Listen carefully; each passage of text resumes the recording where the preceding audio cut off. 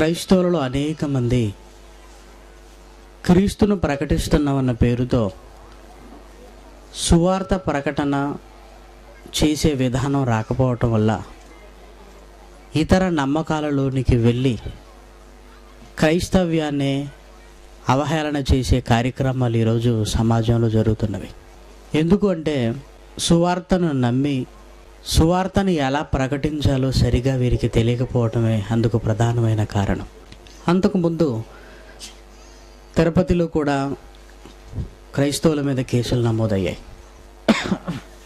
దానికి ప్రధానమైన కారణం ఏంటంటే కొండపై కరపత్రాలు పంచుతూ సిలువ గుర్తులు వేస్తూ ఏదో అక్కడికి వచ్చిన వారికి సువార్త ప్రకటించాలన్న అత్యుత్సాహంతో మత మార్పిడుల చట్టం తీసుకొని వచ్చేంత వరకు ఈరోజు క్రైస్తవుల వల్లే క్రైస్తవ్యానికి నష్టం జరుగుతుందని ఇలాంటి ఎగ్జాంపుల్స్ ఎన్నో చెప్పొచ్చు. ఒకప్పుడు క్రైస్తవ సభలను హాయిగా ఆనందకరమైన పరిస్థితుల మధ్య జరుపుకునే మనం క్రైస్తవుల మాటల్లో ఇతర మత గ్రంథాల జోలికి వెళ్ళటం వల్ల దేవాలయాల దగ్గర కానివ్వండి లేదా వారి పుణ్యక్షేత్రాల దగ్గర కానివ్వండి క్రైస్తవులు సభ పెట్టకూడదు, ఒక ఇంచుమించు 20-25 కిలోమీటర్ల దూరంలోనే పెట్టుకోవాలనే ఒక చట్టం కూడా చేయబడింది. ఇక పొరుగు రాష్ట్రాలైన తమిళనాడు కానివ్వండి, ఒరిస్సా కానివ్వండి, గుజరాత్ కానివ్వండి, ఇప్పటికే సువార్త ప్రకటనను వ్యతిరేకిస్తూ క్రైస్తవులు మత మార్పిడులు చేస్తున్నారు అన్న అభియోగం కూడా క్రైస్తవులపై ఉంది. ఇలా మన దేశంలో అనేకమైన రాష్ట్రాలలో ఈ పరిస్థితి నెలకొనడానికి ప్రధానమైన కారణం సువార్తని ఎలా ప్రకటించాలో క్రైస్తవులకే తెలియకపోవటం. సువార్త ప్రకటించటం క్రైస్తవులకు తెలియదని ఒకవేళ మీరు అనుకోవచ్చు. అసలు సువార్త అంటేనే తెలియదు. బైబిల్పై సరైన అవగాహన లేకపోవటం వల్ల, బోధించే విధానం తెలియకపోవటం వల్ల ఎవరినో నమ్మించడానికి వారి నమ్మకాలలోకి వెళ్ళి చెప్పితే బాగుండు అనే ఒక ఆలోచన వల్ల ఈరోజు క్రైస్తవ్యానికి నష్టం జరుగుతుంది.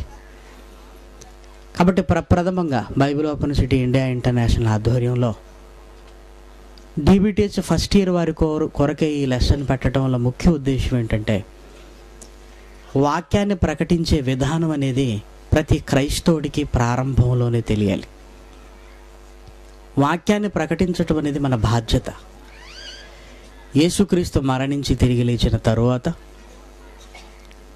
తనను వెంబడించిన అప్పటి వరకు ఉన్న శిష్యులతో మీరు సర్వలోకానికి వెళ్ళి సర్వ సృష్టికి సువార్తను ప్రకటించండి అన్న మాటను ఆజ్ఞగా ఇచ్చి బాధ్యతను మనపై పెట్టాడు. సర్వలోకానికి సువార్తను ప్రకటించమని చెప్పిన మహానుభావుడు ఎలా ప్రకటించాలో ఎందుకు చెప్పుండడు చెప్పండి. చెప్పమన్నవాడు ఎలా చెప్పాలో కూడా ఖచ్చితంగా చెబుతాడు. ఆ చెప్పిన మాటలు బైబిల్లో రాయబడి ఉంటాయి. కాబట్టి చెప్పాలన్న సంతోషం ఉంది, కానీ ఎలా చెప్పాలో విధానం తెలియకపోవటం వల్లే ఈరోజు అనేకమైన ప్రాంతాలలో సమస్యలు కొని తెచ్చుకున్నట్టుగా ఉన్నాయి. మరి రీసెంట్గా రంజితోఫర్ మీటింగ్ రాజమండ్రిలో కూడా జరిగాయని విన్నాను. కేవలం బైబిల్లో ఉంటున్న మాటలు చెప్పి వెళ్ళిపోయాడని విన్నా.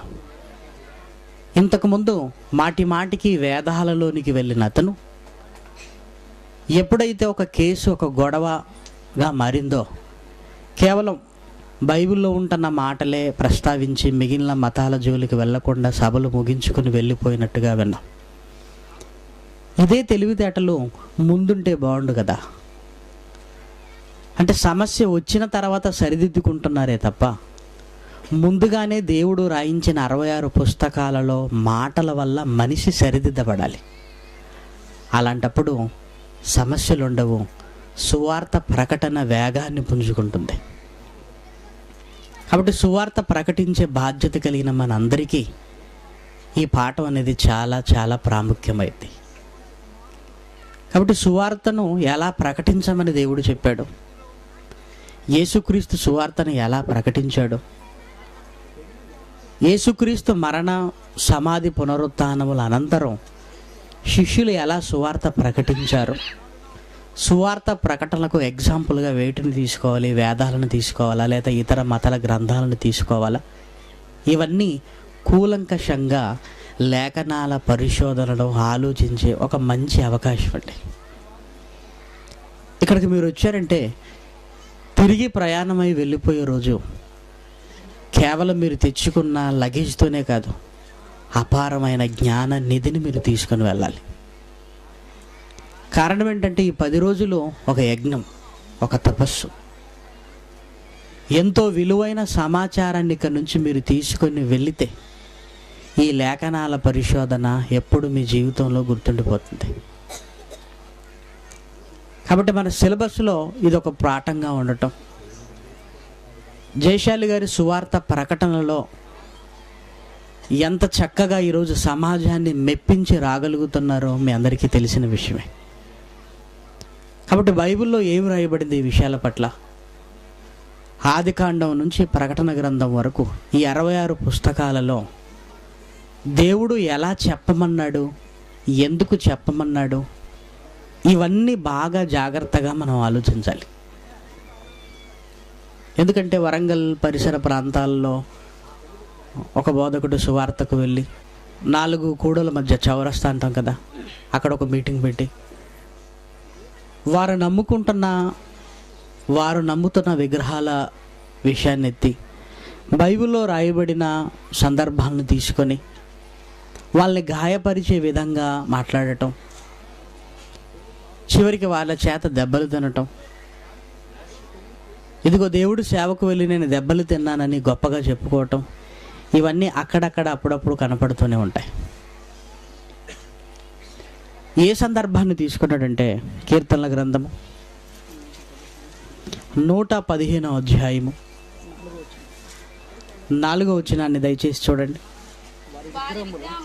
వారి విగ్రహములు వెండి బంగారువి, అవి మనుషుల చేతి పనులు, వాటికి నోరు ఉండియు పలకవు, కన్నులుండియు చూడవు, చెవులుండియు వినవు. ఇలా విగ్రహాన్ని గురించి బైబిల్లో రాయబడిన సందర్భాలు తీసుకోవటం వల్ల అది బైబిల్లో రాయబడిందన్న సంగతి కంటే మేము నమ్ముతున్న విగ్రహాన్ని లేదా మా నమ్మకాలను తప్పు పట్టే విధంగా మాట్లాడుతున్నారని వాళ్ళని రెచ్చగొట్టే విధంగా ప్రసంగాలు చేయటం ఈరోజు క్రైస్తవులలో ఎక్కువ మంది. ఒక ధనుంజయ శాస్త్రి కానివ్వండి, లేకపోతే ఇలాంటి జాబితా క్రైస్తవుల వర్గాలలో కొంతమంది మనకు కనపడుతుంటారు. ఇది బైబిల్లో ఉన్నదే నేను చెప్పానని బోధకుడు అంటాడు. లేదు మా నమ్మకాలనే నువ్వు తప్పు పడుతున్నావు అని మిగిలిన వారు గొడవకు వచ్చేస్తారు.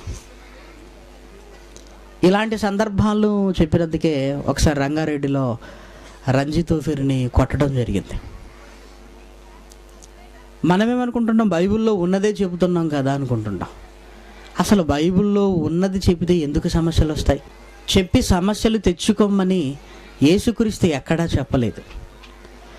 సువార్త ప్రకటించమని చెప్పాడంటే ఎలా ప్రకటించమన్నాడో ఆ విధి విధానాలను తెలుసుకుంటే ఇలాంటి సమస్యలు ఏమీ ఉండవు.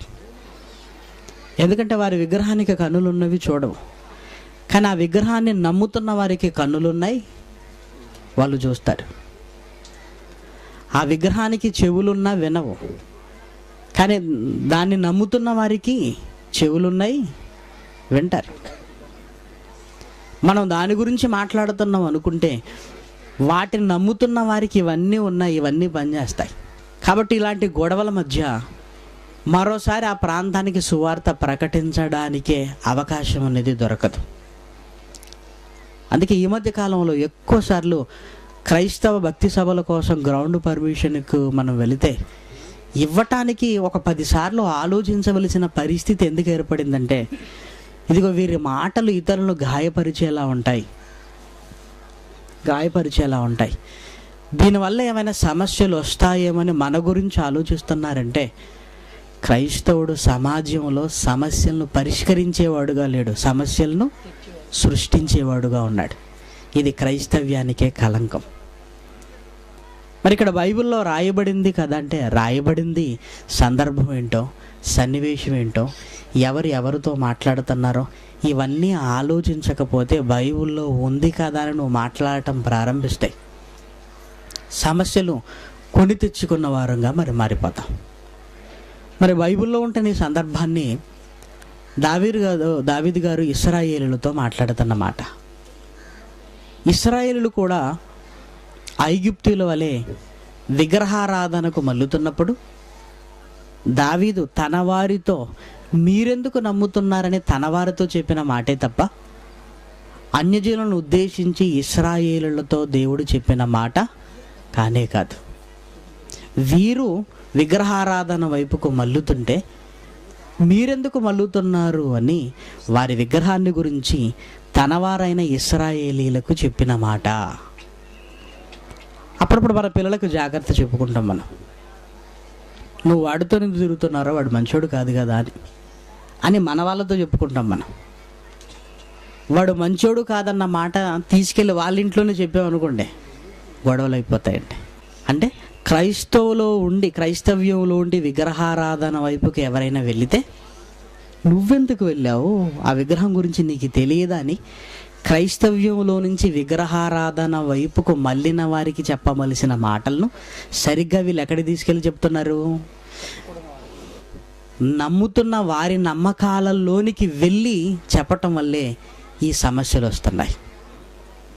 అందుకే బైబిల్లోనికి వెళితే సువార్త ప్రకటించమని యేసుక్రీస్తు చెప్పాడు. దాన్ని ఎలా ప్రకటించమన్నాడో, ఎక్కడ ప్రకటించమన్నాడో కొన్ని విధి విధానాలు బైబిల్లో మనకు స్పష్టంగా కనపడతాయి. అందుకు ఒక బెస్ట్ ఎగ్జాంపుల్ మీరు చూడగలిగితే మత్తయి సువార్త 10వ అధ్యాయము 5వ వచనాన్ని చూడండి. యేసు ఆ 12 మందిని పంపుచు వారిని చూచి వారికి ఆజ్ఞాపించినదేమనగా, మీరు అన్యజనుల దారిలోనికి వెళ్ళకుడి, సమరయుల ఏ పట్టణములోనైనను ప్రవేశింపకుడు గాని ఇశ్రాయేలు వంశములోని నశించిన గొర్రెల యొద్దకే వెళ్ళుచు పరలోక రాజ్యము సమీపించి ఉన్నది ప్రకటించండి. ఎక్కడికి వెళ్ళాలో చెబుతున్నాడు, వెళ్ళిన తర్వాత ఏం చెప్పాలో కూడా చెబుతున్నాడు. మీరు ఇశ్రాయేలులోని నశించిన గొర్రెల దగ్గరికే వెళ్ళండి, ప్లేస్ చెప్పాడు. నెక్స్ట్ ఏం చెప్పాలి, మీరు వెళ్ళిన తర్వాత మీకు ఇష్టమైంది చెప్పండి అనటం లేదు. పరలోక రాజ్యము సమీపించి ఉన్నదని చెప్పండి. అంటే సువార్త ప్రకటనలో ఎక్కడికి వెళ్ళాలి ఇంపార్టెంట్, వెళ్ళిన తర్వాత ఏం చెప్పాలి అన్నది కూడా చాలా ముఖ్యమైనది.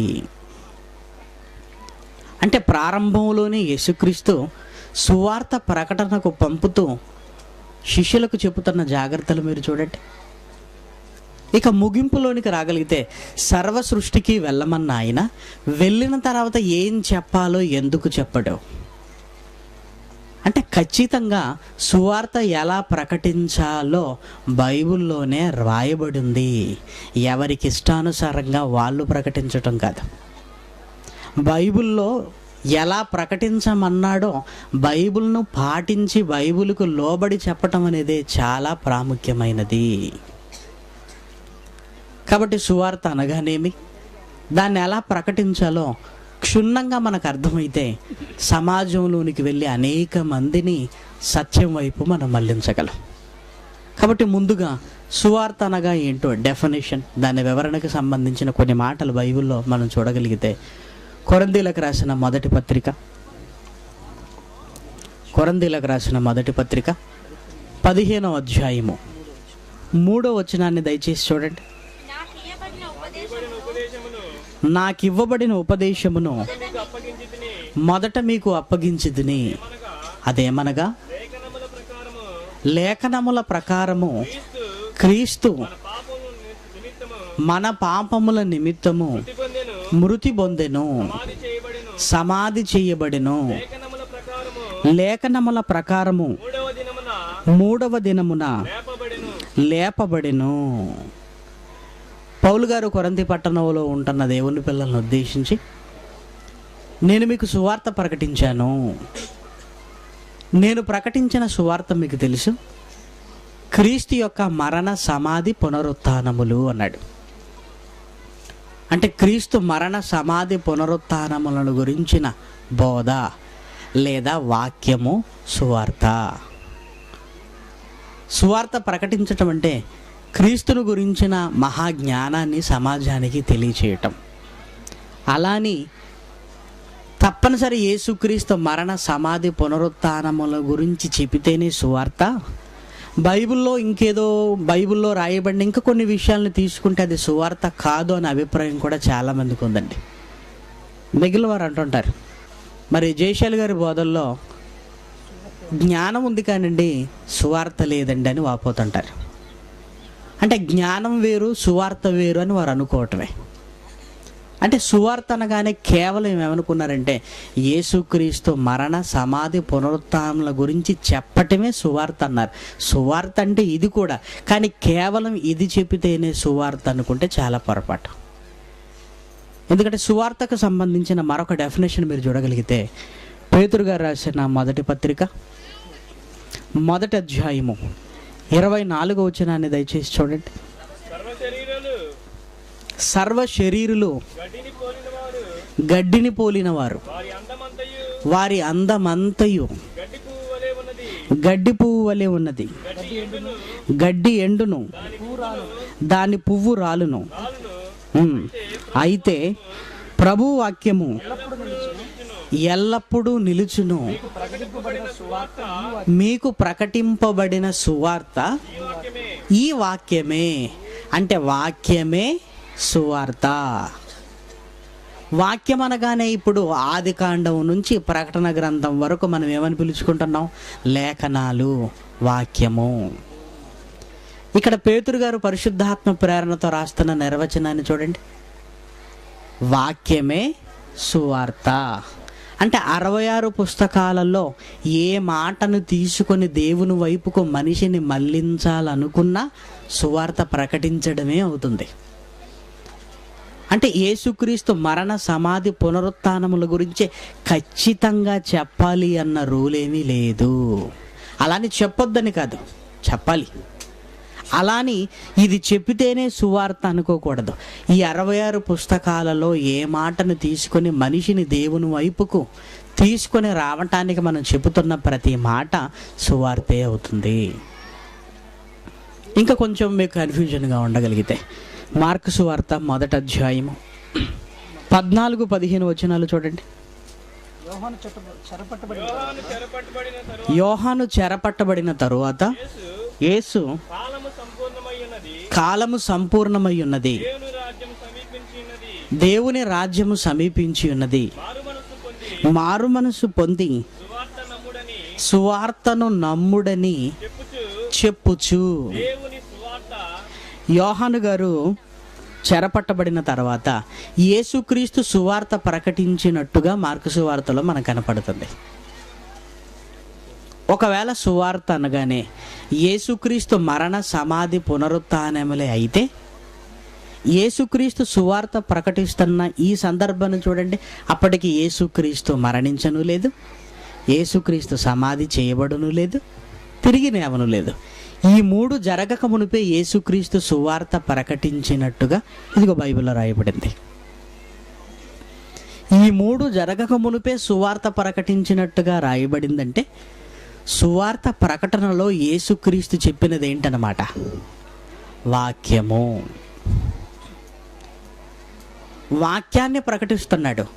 వాక్యాన్ని ప్రకటిస్తున్నాడంటే సువార్త సమాజానికి వెళుతుంది అని దాని అర్థం. మళ్ళీ చెబుతున్నాను, ఒకవేళ యేసుక్రీస్తు మరణ సమాధి పునరుత్థానములే సువార్త అని అనుకుంటే యేసుక్రీస్తు ప్రారంభంలోనే సువార్త ప్రకటించినట్టుగా ఇదిగో బైబిల్లో మనం చూస్తున్నాం. కాబట్టి మరణ సమాధి పునరుత్థానముల కంటే ముందుగానే సువార్త ప్రకటిస్తున్నాడంటే ఈ 3 జరగక మునిపే మరి సువార్త ఉందా? ఒకవేళ ఈ 3 జరిగిన తర్వాత ప్రకటించాలి కదా, మరి ఈ 3 జరగక మునిపే సువార్త ప్రకటిస్తున్నాడంటే ఈ 3 కాకుండా సువార్త అనగానే వాక్యాన్ని ప్రకటించడం కూడా సువార్తే. దానికి పేతురు గారు రాసిన పత్రికలో ఉంటున్న నిర్వచనాన్ని మనం అందరం చూసాం. కాబట్టి సువార్త అనగానే వాక్యము, ఈ 66 పుస్తకాలలో రాయబడిన ఈ మహాజ్ఞానము అనాలి. ఇప్పుడు ఆలోచించండి, వాక్యం చెప్తారండి, జ్ఞానం చెప్తారు కానీ సువార్త చెప్పారండి అంటున్నారంటే జ్ఞానం వేరనుకుంటున్నారు, సువార్త వేరనుకుంటున్నారు. అసలు బైబిల్లో మనం చూడగలిగితే జ్ఞానమన్నా వాక్యమే, వాక్యమన్నా సువార్తే, సువార్త అన్నా యేసుక్రీస్తే. కాబట్టి క్రీస్తుని గురించి ప్రకటిస్తున్నప్పుడు జ్ఞానాన్ని ప్రకటించటం అన్నా ఒకటే, వాక్యాన్ని ప్రకటించటం అన్నా ఒకటే, సువార్తను ప్రకటించటం అన్నా ఒకటే. ఇవన్నీ వేరువేరు అర్థం ఇచ్చే పదాలు కాదు. వాక్యమన్నా, జ్ఞానమన్నా, సువార్త అన్నా ఒకటే. అంటే బైబిల్లో ఏ మాటను మీరు తీసుకొని మనిషిని దేవుని వైపు తీసుకొని రావటానికి మీరు చెబుతున్న ప్రతి మాట సువార్తకు సంబంధించిందే అవుతుంది. కాబట్టి ప్రియమైన దేవుని పిల్లలారా, ఇక వెరీ వెరీ ఇంపార్టెంట్, ఎలా ప్రకటించాలి. ఒకవేళ చెప్పే విషయం పట్ల మనకు అవగాహన ఉండి సరిగా చెప్పలేకపోయినా చాలా ప్రమాదం అండి. ముందుగా వాక్యం నేర్చుకోవటానికి మనం ప్రిఫరెన్స్ ఇవ్వాలి, బాగా నేర్చుకోవాలి. రెండవది, ఈ శ్రేష్టమైన ఈ మహాజ్ఞానాన్ని ఎలా చెప్పాలో కూడా మనకు తెలియటం అనేది చాలా అవసరం. ఎందుకంటే ఈరోజు వేదాలలోనికి వెళ్ళి చెప్పటం, దెబ్బలు తినటం, హేళన పాలవటం, లేదా ఇతర గ్రంథాల జోలికి వెళ్ళిపోయి, మీ అందరూ చూశారు జయశాలి గారు మాట్లాడిన సీడీలో, నేను ముస్లింలే అనటం, యేసుక్రీస్తును ముస్లింలుగా డిక్లేర్ చేయటం, ఇవన్నీ మీరు చూశారు. ఇలా ఎందుకు జరుగుతుందంటే బైబిలుకు లోబడి వాక్యాన్ని ప్రకటించాలన్నది లేకపోవటం వల్ల ఏం చెప్పినా పర్వాలేదు, క్రీస్తులోనికి తీసుకొస్తే బాగుండు అనుకుంటున్నారు. అలాని నీకిష్టమైంది చెప్పి క్రీస్తులోనికి తీసుకురావటం కాదు. వినుట వలన విశ్వాసము కలుగును, వినుట క్రీస్తును గురించిన మాట అన్నాడు. అంటే బైబిల్లో రాయబడిన మాటల వల్ల మనిషి విశ్వాసం అవ్వాలే తప్ప ఏదో మిగిలిన మత గ్రంథాలలోని చెప్పటం వల్ల మనిషికి విశ్వాసం వచ్చినా అది స్థిరం కాదు, అసలు అది విశ్వాసము అనబడదు. కాబట్టి ఎలా ప్రకటించాలో కూడా మళ్ళీ కాస్త బైబిల్లో నుంచి మనం ఆలోచించగలిగితే, మళ్ళీ పరిశుద్ధాత్మ ప్రేరణతో రాయబడిన కొరింథీయులకు రాసిన మొదటి పత్రిక 15వ అధ్యాయము 3వ వచనాన్ని మళ్ళీ ఒకసారి చదువుకుందాం. నాకు ఇయ్యబడిన ఉపదేశమును మొదట మీకు అప్పగించి తిని, అదేమనగా దాన్ని విశదీకరిస్తూ పౌలు గారు లేఖనముల ప్రకారం అన్న పదాన్ని ఉపయోగిస్తున్నాడు. అదేమనగా నేను మీకు ఎక్స్ప్లెయిన్ చేస్తున్నాను అని లేఖనముల ప్రకారము అన్నాడు. లేఖనముల ప్రకారము క్రీస్తు మన పాపముల నిమిత్తము మృతి పొందెను, సమాధి చేయబడెను. మళ్ళీ లేఖనముల ప్రస్తావన అంటే యేసుక్రీస్తుని గురించి చెప్పేటప్పుడు లేఖనముల ప్రకారం చెప్పాలి అని పౌలు గారు చెబుతున్న ఒక మాట మనకు రెండవసారి కూడా రిపీట్ అయింది. లేఖనముల ప్రకారము సమాధి చేయబడ్డాడు, లేఖనముల ప్రకారము తిరిగి లేచాడు. అంటే యేసుక్రీస్తు మరణ సమాధి పునరుత్థానముల గురించి ప్రస్తావించేటప్పుడు లేఖనముల ప్రకారం చెప్పాలి అనే ఒక హెచ్చరిక మనకు కనపడుతుంది. ఎందుకంటే యేసుక్రీస్తు పుట్టాడు, వేదాల ప్రకారం అనకూడదు. యేసుక్రీస్తు మరణించాడు, వేదాల ప్రకారం అనకూడదు. యేసుక్రీస్తు తిరిగి లేచాడు, వేదాల ప్రకారం అనకూడదు. లేఖనముల ప్రకారం చెప్పాలి. లేఖనాలు పరిశుద్ధాత్మ ప్రేరణతో వ్రాయబడినవి గనుక, పరిశుద్ధాత్మ ప్రేరణతో రాయబడ్డాయి లేఖనాలు. అంటే ఒక విషయాన్ని చెప్పేటప్పుడు సపోర్టింగ్గా లేఖనాలను తీసుకుంటున్నాడు. అంటే లేఖనాల ప్రకారంగా సువార్త ప్రకటించాలి అని ఒక విషయం మనకు అర్థమవుతుంది. లేకపోతే లేఖనముల ప్రకారం అని పౌలు గారు రెండవసారి ఎందుకు రిపీట్ చేస్తాడు? మళ్ళీ ఆ మాట చదువుకుందాం. 3వ వచనం. నాకు ఇవ్వబడిన ఉపదేశమును మొదట మీకు అప్పగించి తిని, అదేమనగా లేఖనముల ప్రకారము క్రీస్తు మన పాపముల నిమిత్తము మృతి పొందెను, సమాధి చేయబడెను, లేఖనముల ప్రకారము 3వ దినమున లేపబడెను. అంటే లేఖనముల ప్రకారమే యేసుక్రీస్తు మరణ, సమాధి, పునరుత్థానముల గురించి చెప్పాలి. ఇప్పుడు లేఖనాలను పక్కన పెట్టి వేదాలను పెట్టుకున్నారు. వేదాల ప్రకారంగా యేసుక్రీస్తు పుట్టాడంటున్నారు, వేదాల ప్రకారంగా యేసుక్రీస్తు మరణించాడంటున్నారు, వేదాల ప్రకారంగా యేసుక్రీస్తు తిరిగి లేచాడంటున్నారు. వీళ్ళు తెలియకుండానే ఎంత తప్పు చేస్తున్నారంటే, ఒక అన్యుణ్ణి క్రీస్తులోనికి తీసుకురావటానికి క్రీస్తునే వేదాలలోనికి తీసుకెళ్ళి ఒక భయంకరమైన తప్పు చేస్తున్నారు. వీళ్ళ ఉద్దేశం ఏంటి? ఒక అన్యుణ్ణి, దేవుని నమ్మని వాడిని వాక్యాన్ని ప్రకటించి క్రీస్తులోనికి తీసుకురావాలి. క్రీస్తులోనికి తీసుకురావటం అయితే బెటర్, క్రీస్తులోనికి తీసుకురావటం గొప్ప సంగతి. కానీ క్రీస్తునే వీళ్ళు ఎక్కడికి తీసుకెళ్తున్నారు? వేదాలలోనికి తీసుకెళ్తున్నారు. ఎంత భయంకరమైన తప్పు చేస్తున్నారో మీరు ఆలోచించండి. అంటే పేషెంట్ని బదులు డాక్టర్నే ఆపరేషన్ థియేటర్లోకి తీసుకెళ్ళినట్టుంది ఇది. అంతే కదా? మిగిలిన వారిని క్రీస్తులోనికి తీసుకురా. కానీ వీళ్ళు చేసిన భయంకరమైన తప్పేంటంటే, వారిని క్రీస్తులోనికి తీసుకొని రావటానికి బదులు క్రీస్తునే, బైబిల్లో రాయబడిన క్రీస్తుని వేదాలలోనికి తీసుకొని వెళ్ళారు. అందుకే టైటిల్ ఏం పెడుతున్నారు తెలుసా? వేదాలలో క్రీస్తు అన్నారు. మనం నమ్మిన స్వరక్షకుడు, బైబిల్లో 66 పుస్తకాలుగా ఆయన మహాజ్ఞానం మనకు కనపడుతున్నప్పుడు క్రీస్తునే వేదాలలోనికి తీసుకెళ్తున్నారంటే అసలు బైబిల్లో ఏ మాట వాళ్ళకి అర్థం కాలేదండి. అసలు వారిని క్రీస్తులోనికి క్రీస్తులోనికి తీసుకొని రావటానికి లేఖనాలను ప్రాథమికంగా, లేఖనాలను ఆసరాగా, లేఖనాల ప్రకారమే తీసుకోవాలే తప్ప మిగిలిన మత గ్రంథాల జోలికి వెళ్ళటం అది హర్షణీయం కాదండి, అది తప్పు. ఎందుకంటే పౌలు గారు లేఖనముల ప్రకారం అంటున్నాడు. పౌలు గారి కంటే ముందు సువార్త ప్రకటించింది యేసుక్రీస్తు సువార్త ప్రకటనలో మనకి బాగా కనపడుతున్న విషయాలు కూడా మీరు చూడగలిగితే, యేసుక్రీస్తు ఏ మాట చెప్పినా లేఖనముల ప్రకారం చెప్పిన అనేకమైన సందర్భాలు బైబిల్లో ఒక రెఫరెన్స్ మీకు చూడగానే మీకు విషయం అంతా అర్థమైపోద్దండి.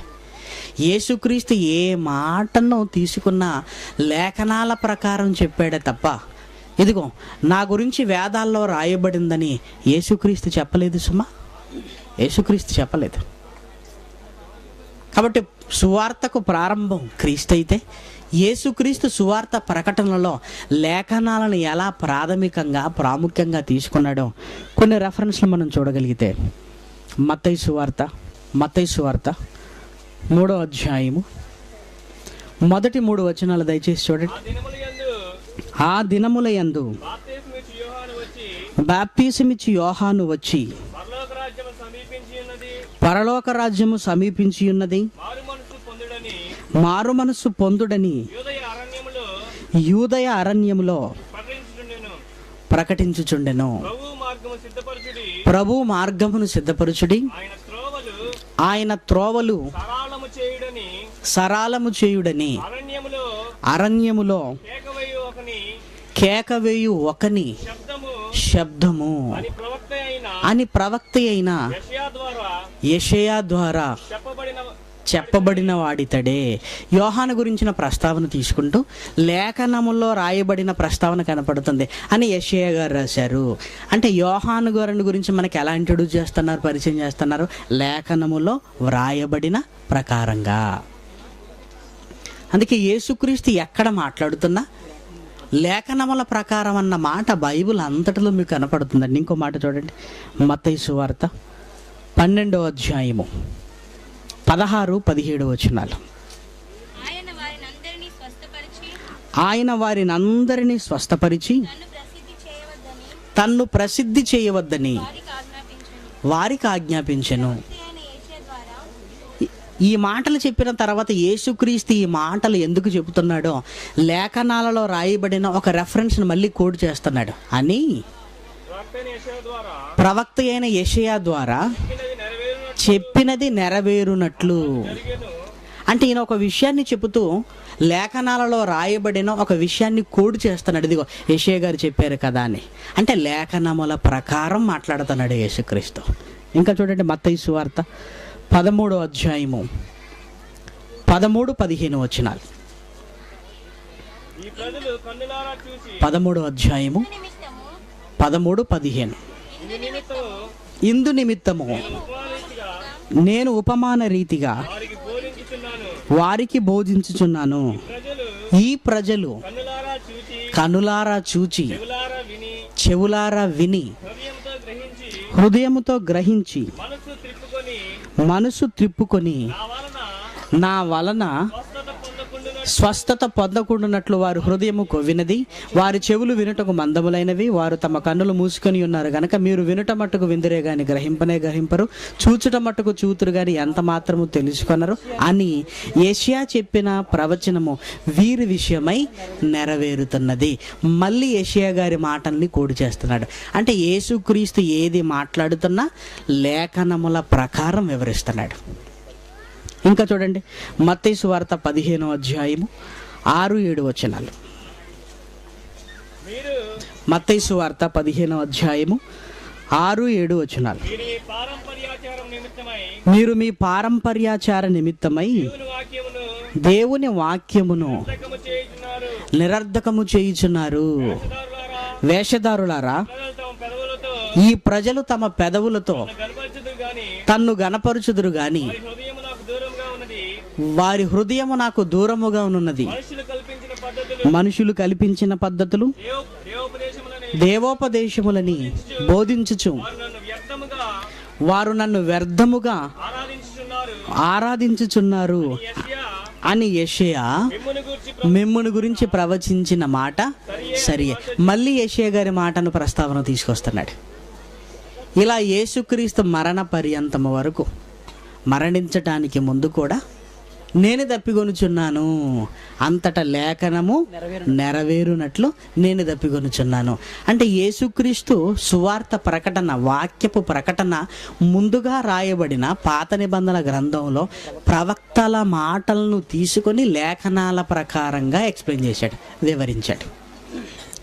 కాబట్టి లేఖనాలు అనగానే ముందుగా దేవుడు పరిశుద్ధాత్మ ప్రేరణతో వ్రాయించబడిన ప్రవక్తల గ్రంథాలు అని మర్చిపోకండి. ఇప్పుడు పౌలు గారు కూడా నేను లేఖనముల ప్రకారం సువార్త ప్రకటిస్తున్నాను. యేసుక్రీస్తు మరణించాడన్న సంగతి లేఖనాలలో చూపించాడు. యేసుక్రీస్తు సమాధి చేయబడ్డాడన్నది లేఖనాలలో చూపించాడు. యేసుక్రీస్తు తిరిగి లేచాడన్నది కూడా లేఖనాలలో చూపించాడు. ఎందుకు? యేసుక్రీస్తు మరణ, సమాధి, పునరుత్థానముల గురించి ప్రతి ప్రవక్త ఇంచుమించు ముందుగా రాశాడు గనక అవి చూపిస్తున్నాడు. మన వాళ్ళు ఏం చేస్తున్నారు? లేఖనాలలో ఉంటున్న విషయాన్ని చూపించడానికి బదులు ఇదిగో యేసుక్రీస్తు భూమి మీదకి వస్తాడని ఎక్కడ చూపిస్తున్నారు? వేదాలలో చూపిస్తున్నాడు.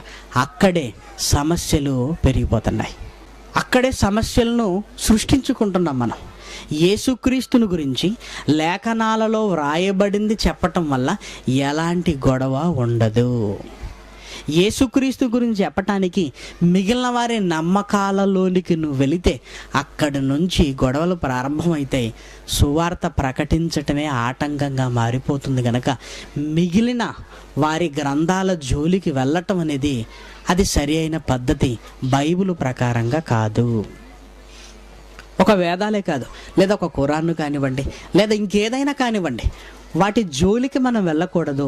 ఒకవేళ వాటి జోలికి వెళ్ళగలిగితే ఆ తర్వాత వచ్చే గొడవలకు దేవుని బాధ్యత చేయొద్దు. ఒకవేళ సువార్త ప్రకటిస్తున్నప్పుడు నేను ఇన్ని కష్టాలు పడ్డానని నువ్వు అనుకోవడానికి వీల్లేదు. ఎందుకంటే బైబిల్లో రాయబడిన మాట మీ అందరికీ తెలిసిన మాట, ఎవడైనను పరుల జోలికి పోవాడుగా బాధ అనుభవింప తగదు అన్నాడు. పరుల జోలికి పోవటం అంటే వాళ్ళ నమ్మకాలలోనికి వెళ్ళి నువ్వు మాట్లాడటం అనేది వాళ్ళ వల్ల ఇబ్బందులు తలెత్తక మానవు. అలా నువ్వు బాధపడుతూ నేను దేవుడి కోసం బాధపడుతున్నానని నువ్వు అనకూడదు అన్నాడు. కాబట్టి లేఖనాల ప్రకారమే యేసుక్రీస్తు సువార్తను ప్రకటించాడు, లేఖనాల ప్రకారమే పౌలు గారు సువార్తను ప్రకటించాడు. ఇంకా కొన్ని సందర్భాలు మీరు చూడగలిగితే అపోస్తుల కార్యములు 8వ అధ్యాయం, అపోస్తుల కార్యములు 8వ అధ్యాయము 34-35 వచనాలు దయచేసి చూడండి. అప్పుడు నపుంసకుడు ప్రవక్త ఎవరిని గురించి ఇలాగు చెప్పుచున్నాడు? తన్ను గూర్చియా, వేరొకని గూర్చియా? దయచేసి నాకు తెలుపుమని ఫిలిప్పును అడిగెను. అందుకు ఫిలిప్పు నోరు తెరిచి ఆ లేఖనమును అనుసరించి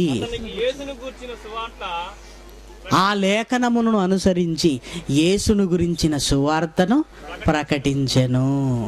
యెరూషలేముకు వచ్చాడండి నపుంసకుడు. ఐథియోపియాల రాణి అయిన కాందాకే క్రింద ఆర్థిక మంత్రిగా ఉన్న అతను యెరూషలేములకు వచ్చి ఆరాధన ముగించుకొని వెళ్ళిపోతున్న సందర్భంలో అతనికి సువార్తను ప్రకటించడానికి ఫిలిప్పు గారు ఆత్మచేత కొనుకోబడిన తర్వాత అతనికి ఎలా సువార్తను ప్రకటిస్తున్నాడంటే, అతడు చదువుతున్న లేఖనాల్ని అనుసరించి సువార్తను ప్రకటిస్తున్నాడు. మీది ఏ దేశం? ఐథియోపియా దేశమా? మీ మత గ్రంథాలు ఏంటి? ఆ మత గ్రంథాలలో కూడా యేసుక్రీస్తున్నాడన్న ప్రస్తావన ఇక్కడ చేయటం లేదు. లేఖనాలే లేఖనాలే లేఖనాలే. కాబట్టి మిగిలిన వారి నమ్మకాలను ఎందుకు వారిలోనికి మనం వెళ్ళాలి? వారిని క్రీస్తులోనికి ఆహ్వానించు. మిగిలిన వారిని క్రీస్తులోనికి ఆహ్వానించు. కానీ నీవు తప్పు అని ఆ తప్పుల్లోనికి క్రీస్తును తీసుకొని వెళ్ళి ఎక్కడో ఉన్న 2-3 మాటలు చూపించి అక్కడ గందరగోళం నెలకొల్పటానికి తప్ప ఒక సత్యాన్ని సవివరంగా చెప్పటానికి ఇలాంటి పద్ధతులు దేవుడు ప్రవేశపెట్టలేదండి.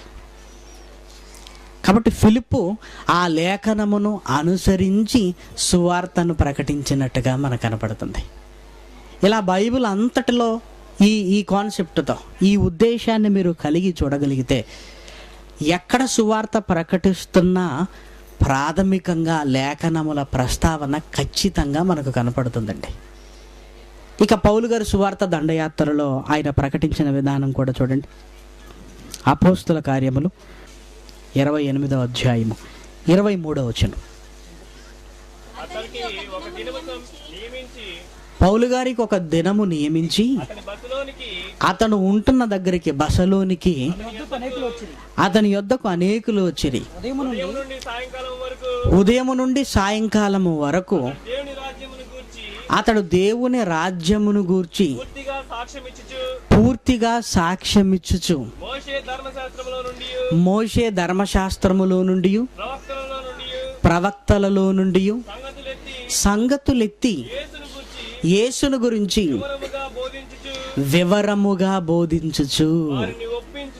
మోషే ధర్మశాస్త్రంలో నుంచి ప్రవక్తల గ్రంథాలలో రాయబడిన లేఖనాలలో ఉంటున్న మాటలను తీసుకొని యేసుక్రీస్తుని గురించిన సువార్త ప్రకటించాడు. ఏమంటే ఈ మాటలు చదువుతుండగానే మనకు అర్థం అవుతుందండి. ఇంకా ఎక్స్ప్లెనేషన్ కూడా మీకు అవసరం లేదు. ఎందుకంటే అంత సూటిగా డైరెక్ట్గా రాయబడిన మాటలు. మిగిలిన మత గ్రంథాల జోలికి పౌలు గారు వెళ్ళినట్టుగా మనకు కనపడటం లేదు. ఇంకా చూడండి, అపోస్తుల కార్యములు 26వ అధ్యాయము 23వ వచనం. అపోస్తుల కార్యములు 26వ అధ్యాయము 23వ వచనం. ప్రవక్తలను మోషేయు ముందుగా చెప్పినవి కాక మరి ఏమియు చెప్పక అల్పులకును గనులకును సాక్ష్యమిచ్చుచుంటిని. మరి ఏమియు నేను చెప్పలేదు అని పౌలు గారు ఎంత ఖచ్చితంగా చెబుతున్నాడు చూడండి. అంటే సువార్త ప్రకటనలో ఖచ్చితంగా లేఖనాల ప్రస్తావన ఉండాలి. లేఖనములను అనుసరించే సువార్తను ప్రకటించాలి. యేసుక్రీస్తు ప్రకటించింది అలానే, ఫిలిప్పు గారు ప్రకటించింది అలానే, పౌలు గారు కూడా ప్రకటించింది అలానే.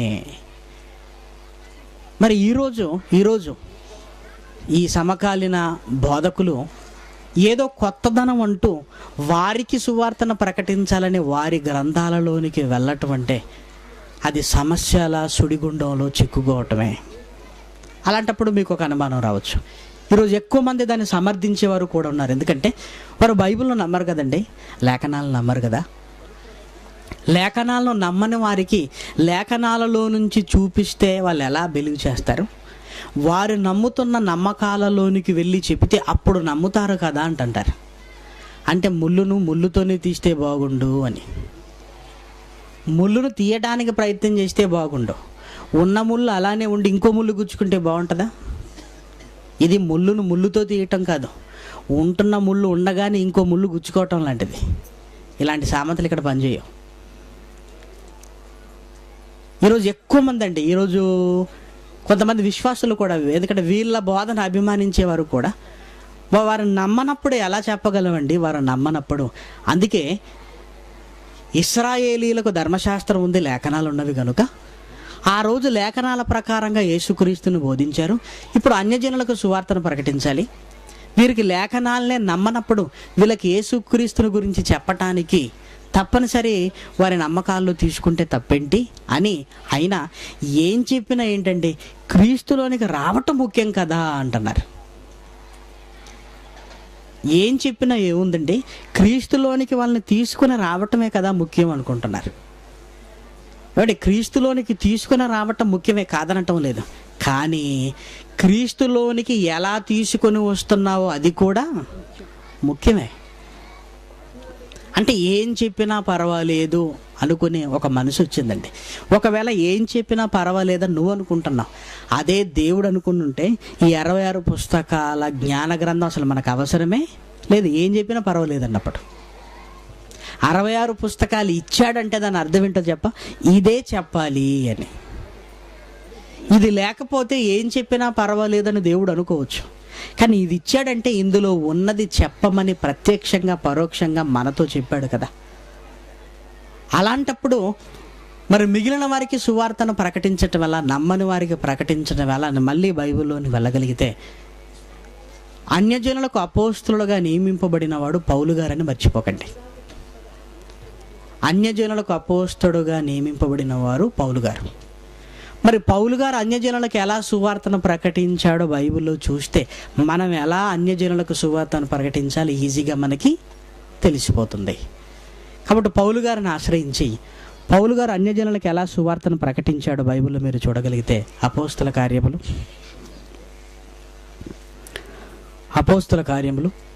14వ అధ్యాయము, అపోస్తుల కార్యములు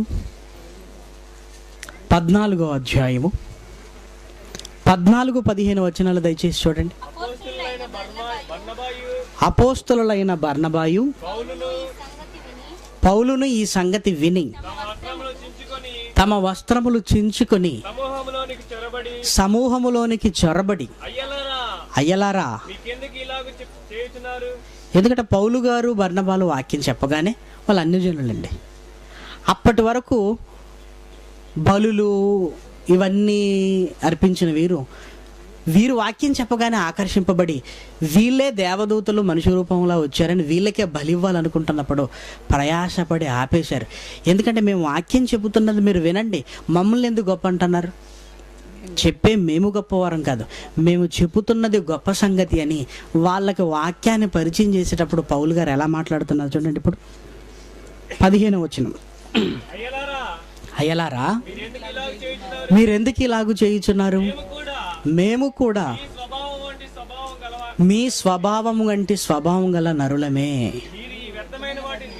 మీరు ఈ వ్యర్థమైన వాటిని విడిచిపెట్టి, ఈ దేవుణ్ణి ఎలా పరిచయం చేస్తానో చూడండి, ఆకాశమును, భూమిని, సముద్రమును, వాటిలో ఉండు సమస్తమును సృజించిన జీవము గల దేవుని వైపునకు తిరుగవలనని మీకు సువార్త ప్రకటించుచున్నాము. ఇక్కడ లేఖనాల ప్రస్తావన మనకు కనబడటం లేదు. మరి వేటి ప్రస్తావన కనపడుతుంది? ఆకాశము, భూమి, అందులో ఉన్న సమస్తము. అంటే సువార్త ప్రకటించడానికి ఇక్కడ ప్రకృతిని ఉపయోగిస్తున్నట్టుగా ఉంది. ప్రకృతిని ఉపయోగించుకుంటున్నాడు. ఎందుకంటే ప్రకృతి ఒక మతానికి సొత్తు కాదు, ప్రకృతి మనుషులందరిది. ఒక వర్గానికి సంబంధించింది కాదు. కాబట్టి అన్యులకు సువార్తను ప్రకటించే సమయానికి పౌలు గారు లేఖనాలు ఎలాగో వారికి తెలియదు గనుక ప్రకృతిని, వాళ్ళ కళ్ళ ముందున్న ప్రకృతిని చూపించి ఆకాశాన్ని చూపిస్తాను. ఒక్కసారి ఆలోచించండి, దీన్ని ఎవరు కలిగించారు? నేల, అందులో ఉంటున్న సమస్తము అని ప్రకృతిని ఆసరాగా చేసుకొని ప్రకృతి వైపు వాళ్ళ ఆలోచనను మళ్లించి సువార్త చెబుతున్నాడు. ఇలా చెప్పటం తప్పనుకోకండి, ఎందుకంటే ప్రకృతిని కలిగించింది కూడా ఎవరు? దేవుడే. కాబట్టి వీటి నిర్మాణం వెనక దేవుడున్నాడని, దేవుణ్ణి పరిచయం చేయడానికి ప్రకృతిని వాడుకుంటున్నాడు. మరి ప్రకృతిలో దేవుని లక్షణాలు ఉన్నవన్న సంగతి మనందరికీ తెలుసు. రోమా 1:19-20 ఆయన అదృశ్య లక్షణములు అన్నాడు, ప్రకృతిలో ఉన్నవి. అంటే ప్రకృతిని చూపిస్తున్నాడంటే ఆయన అదృశ్య లక్షణములను పరిచయం చేయడానికి అని మనకు అర్థమవుతుంది. ఇక అంతటితో ఆగక పౌలు గారు 17వ వచనాన్ని మీరు చూడగలిగితే, ఆయనను ఆకాశము నుండి మీకు వర్షమును ఫలవంతమైన ఋతువులను దయచేయచ్చు, ఆహారము అనుగ్రహించుట ఉల్లాసముతో. అంటే తినే ఆహారాన్ని గురించి చెబుతున్నాడు, కురిసే వర్షాన్ని గురించి చెబుతున్నాడు, వచ్చే ఋతువుల గురించి చెబుతున్నాడు. అంటే ఇవన్నీ బోధలో పౌలు గారు ఉపయోగిస్తున్నారంటే మనం బయటి ప్రాంతాలలో అన్యజనులకు సువార్తను ప్రకటించేటప్పుడు వీటి సందర్భాలు మనం తీసుకోగలిగితే ఆసక్తిగా వింటారు. ఆ తర్వాత ఆత్మను రక్షించుకుంటారు, ఎందుకంటే నువ్వు వాక్యం చెబుతావు కనుక. ఇప్పుడు దీనివల్ల ఏదైనా గొడవలు అవుతాయో చెప్పండి? సూడు గురించి మనం మాట్లాడుతున్నాం అనుకోండి, ఏమైనా గొడవలు అవుతాయా? అవు. గాలి గురించి మనం మాట్లాడుతున్నాను, గొడవలు ఏమో. వర్షం గురించి మనం మాట్లాడుతున్నాను, వెంటాడు నిజమే కదా, వర్షం ఎలా కురుస్తుంది మరి? ఇదిగో దేవుడు నీ కొరకు కురిపిస్తున్నాడు. ఇదిగో కేవలం వర్షాన్ని కురిపించి నీకు భోజనం పెడుతున్న మహానుభావుడే. ఇదిగో యేసుక్రీస్తుని భూమి మీదకి పంపించి వాక్యాన్ని కూడా నీకు పెట్టాడు, జీవాహారాన్ని. ఇలా ప్రకృతిని ముందు పెట్టుకొని యేసుక్రీస్తుని గురించిన సువార్త వాళ్ళకు ప్రకటించగలిగితే అన్యజనులను సహితం, అంటే దేవుని నమ్మని వారిని సహితం దేవునిలోనికి తీసుకొని రావచ్చు. అదే క్రైస్తవుల దగ్గర మాట్లాడుతున్నాం అనుకోండి, క్రైస్తవులు బైబిల్ను నమ్ముతారు కనుక ఖచ్చితంగా లేఖనములను అనుసరించే వారికి చెప్పాలి. అన్యజనుల దగ్గరికి వెళ్ళావు, లేఖనాలలో ఏముందో వాళ్ళకి తెలియదు కనుక ప్రకృతిలో ఉంటున్న సందర్భాలను తీసుకొని రావాలి. అలా క్రీస్తులోనికి తీసుకొని వచ్చిన తర్వాత బైబిల్ను వారికి మళ్ళీ నేర్పించాలి. ఇప్పుడు ఆలోచించండి, అసలు ప్రకృతిలోనికి వెళ్ళి మీరు చెప్పటం వల్ల చక్కగా చెప్పగలిగే అవకాశం మనకుంది. ఎవరికి ఇబ్బంది ఉండదు, ఎవరికి ఇబ్బంది ఉండదండి.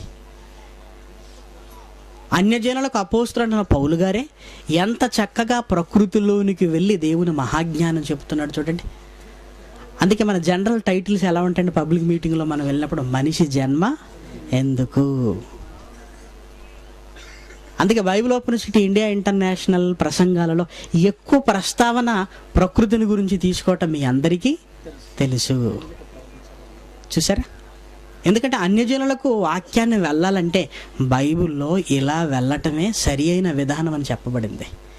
ఇంకొక సందర్భాన్ని కూడా చూడండి, అపోస్తల కార్యములు 17వ అధ్యాయము 23-25. నేను సంచరించుచు మీ దేవతా ప్రతిమలను చూచుచుండగా అన్నాడంటే వీరెవరన్నమాట? అన్యులు. ఇప్పుడు వీరికి వాక్యం చెప్పాలి. పౌలు గారు ఆ ప్రదేశానికి వెళ్ళాడు. వెళ్ళి కీర్తనల గ్రంథం 115 తీయండి అని, కళ్ళున్నా చూడవు, చెవులున్నా వినవు అంటే చెవులు మూసేస్తారు.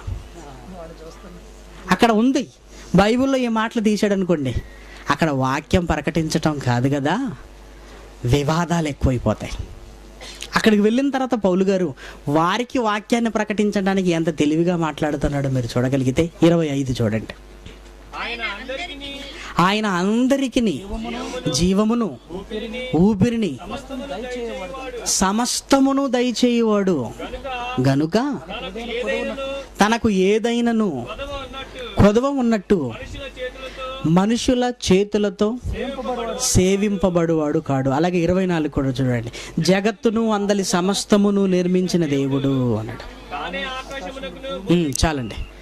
జగత్తును అందలి సమస్తమును అన్నాడు. అంటే మళ్ళీ ప్రకృతిలోనికి వెళ్ళాడు. దేవుడు వేటిని ఎలా నిర్మించాడు ఒక్కొక్క మాట చెబుతున్నప్పుడు దేవుడు ఎంత గొప్పవాడా అన్నాడు. అలా ప్రకృతిని గురించి చెప్పి, అలా ఆదాముని గురించి చెప్పి, ఆ తర్వాత ఆదాము తర్వాత మనం అందరం ఎలా వచ్చామో చెప్పి వారికి సువార్తను ప్రకటిస్తున్నాడు. అంటే ఇక్కడ లేఖనాల ప్రస్తావన ఏమైనా కనపడుతుందా మనకి? ప్రకృతి ప్రస్తావన. కాబట్టి ప్రకృతిలో ఉంటున్న ఈ కళ్ళ ముందు జరుగుతున్న ఈ సందర్భాలను తీసుకొని వాక్యం చెప్పటం అనేది అది దేవుడు చెప్పమన్న, యేసుక్రీస్తు ప్రకటించమన్న విధానం. ఇది కాకుండా సువార్త ప్రకటన పేరుతో ఇతర నమ్మకాలలోనికి వెళితే సమస్యలు వస్తాయి. ఈ సమస్యల వల్ల రేపొద్దున నిజం చెప్పటానికి కూడా ఆ ప్రాంతానికి మనం వెళ్ళలేము. నిజం చెప్పటం కూడా చాలా కష్టమైపోతుంది. కాబట్టి అన్యజనులకు సువార్తను ప్రకటించేటప్పుడు ప్రకృతి ప్రస్తావన తీసుకోవాలి. లేదు చదువుకున్నవారు ఉన్నారు, బాగా చదువుకున్నవారు ఉన్నారు, అప్పుడు శాస్త్రాలు కూడా ప్రకృతిలో నుంచి పుట్టాయి అన్న సంగతి మర్చిపోకండి. శాస్త్రాలు కూడా ప్రకృతిలో నుంచి పుట్టాయి. మనిషి శాస్త్రం గొప్పదనుకుంటున్నాడు. లేదు, బైబిల్ గొప్పదని, శాస్త్రాలను మించిన మహాజ్ఞానం బైబిల్లో నుంచి చెప్పటం కూడా పరోక్షంగా ఇదిగో ఈ ప్రకృతిలో నుంచి దేవుని మహాజ్ఞానాన్ని బోధించటం అవుతుంది. చూడండి, కొలసీలకు రాసిన పత్రిక 1వ అధ్యాయము, కొలసీలకు రాసిన పత్రిక 1వ అధ్యాయము 28వ వచనం. ప్రతి మనుష్యునికి క్రీస్తునందు సంపూర్ణునిగా చేసి ఆయన ఎదుట నిలవబెట్టవలెనని. ఇక్కడ చూసారా, సమస్త విధములైన మత గ్రంథాలతో లేదు, జ్ఞానముతో అన్నాడు. మేము ప్రతి మనుషునికి బుద్ధి చెప్పుచు అన్నాడు. అంటే శాస్త్రాలను మీరు ఉపయోగించుకున్న తప్పులేదు. అందుకే జయశాలి గారు బైబిల్ గొప్పదనటానికి మిగిలిన మత గ్రంథాల కంటే గొప్పదని చెప్పటం కాదు, సకల శాస్త్రాలను అధిగమించింది బైబిల్ అంటారు. శాస్త్రాలను తీసుకుని వాటికంటే గొప్పదని చెబుతారే తప్ప ఇతర మతాలలోనికి వెళ్ళి చెప్పటం మీరు ఎక్కడ వినుండరు. కాబట్టి ప్రతి మనిషినికి బుద్ధి చెప్పుతూ సకల విధములైన జ్ఞానముతో. జ్ఞానం అనేది ప్రకృతి సంబంధమైందే గనక ఇదిగో ఈ ప్రకృతి సంబంధమైన ఈ జ్ఞానం కంటే బైబిల్లో ఉంటున్న జ్ఞానం గొప్పదని ఇదిగో దేవుని వైపు మనిషిని ఆకర్షించడానికి వీలవుతుంది. కాబట్టి సువార్త ప్రకటనకు వెళుతున్న మనం దాన్ని బాధ్యతగా గుర్తించాలి. ఎక్కడికి వెళ్ళాలో గుర్తించాలి. వెళ్ళిన తర్వాత ఏం చెప్పాలో కూడా మనకు తెలియాలి. వెళ్ళి సర్వలోకానికి సర్వ సృష్టికి చెప్పమన్నాడు కదని కొండ మీద కూర్చున్నారనుకోండి, కొండ మీద నుంచి దూసేస్తారు. ఇంకెక్కడ దొరకలేదా తిరుపతి కొండల మీదకి వెళ్ళాలను? అంత అవసరం ఏముంది చెప్పండి? అక్కడికి ఎందుకు వెళ్ళాం? అక్కడ సిలువ గుర్తులు ఎందుకు వేయాలి? గొడవలు సృష్టించడానికే తప్ప ఇంకేముంది? కాబట్టి ఎక్కడికి వెళుతున్నావో నువ్వు ఆలోచించాలి. వెళ్ళిన తర్వాత ఏం చెప్పాలో కూడా ఆలోచించాలి. నువ్వు లేఖనాల ప్రకారంగా చెబుతున్నావా? ప్రకృతిలోనికి వెళ్ళేందుకు లేఖనాలు నమ్మని వారు నీ ముందు కూర్చుంటే ప్రకృతిలోనికి వెళ్ళి చెబుతున్నావా? అది వెరీ వెరీ ఇంపార్టెంట్. కాబట్టి ఇలా ప్రకటించటం వల్ల అసలు మిగిలిన ఏ గ్రంథానికి జోలికి వెళ్ళవలసినంత అవసరత లేనుగాక లేదు. పౌలు గారు వెళ్ళలేదు, యేసుక్రీస్తు వెళ్ళలేదు, ఫిలిప్పు వెళ్ళలేదు, అన్యజనులకు అపోస్తలుడైన పౌలు గారే వాటి ప్రస్తావన నేను తీసుకుని రాలేదని ఖచ్చితంగా చెబుతున్నప్పుడు పౌలు గారే కేవలం ప్రకృతిని తీసుకుంటే ఆ తర్వాత మనం అన్యజనులకు సువార్త ప్రకటించినప్పుడు ఏదో వారి గ్రంథాలలోనికి వెళితే బాగుండన్న ఆలోచన వచ్చిందంటే అది దయ్యపు ఆలోచన. అది పరలో జోలికి పోవడం, చిచ్చు పెట్టడం, వివాదాలలోనికి రావటం, దారిన పోయే కుక్క చెవులు పట్టుకోవటం లాంటిది. అది సామెతల గ్రంథంలో ఉంటుంది. తనకు పట్టని వివాదం జోలికి వెళ్ళేవాడు దారిన పోయి కుక్క చెవులు పట్టుకునేవాడు. వాళ్ళదేదో వాళ్ళు చెప్పుకుంటారు, నీకెందుకు చెప్పు? అంత అవసరమా? వారిని ఎందుకు హేళన చేయాలి? వారిని హేళన చేస్తే వాళ్ళు వస్తారా? దేవుళ్ళలోకి వస్తారా? నీది గొప్పే కావచ్చు, అది ఎలా గొప్పదో చెప్పు, అంతే తప్ప నీది తప్పు నాది గొప్ప అనకండి. నీది తప్పు నాది గొప్ప, నీది గొప్పదైతే చెప్పు. వారిది తప్పని వాళ్ళే అర్థం చేసుకోగలిగితే ఇదిగో ఈ గొప్పతనాన్ని వాళ్ళు గుర్తించగలుగుతారు. ఈరోజు క్రైస్తవులు వేదాలలోనికి వెళ్ళిపోతున్నారు అంటే బైబిల్ తెలియక. ఇస్లాం సోదరులు ఎక్కడికి వచ్చారు? బైబిల్లోకి వచ్చారు. నువ్వు బైబిల్ని విడిచిపెట్టి పక్కకి వెళ్ళావు, మిగిలిన వారు వాళ్ళు వచ్చి వాళ్ళు ఏమంటున్నారు? బైబిల్లో మహమ్మద్ అంటున్నారు వాళ్ళు. నువ్వు వేదాలలో క్రీస్తు అంటున్నావు. నువ్వు అటు వెళ్ళావు, వాళ్ళు ఇటు వచ్చేసారు.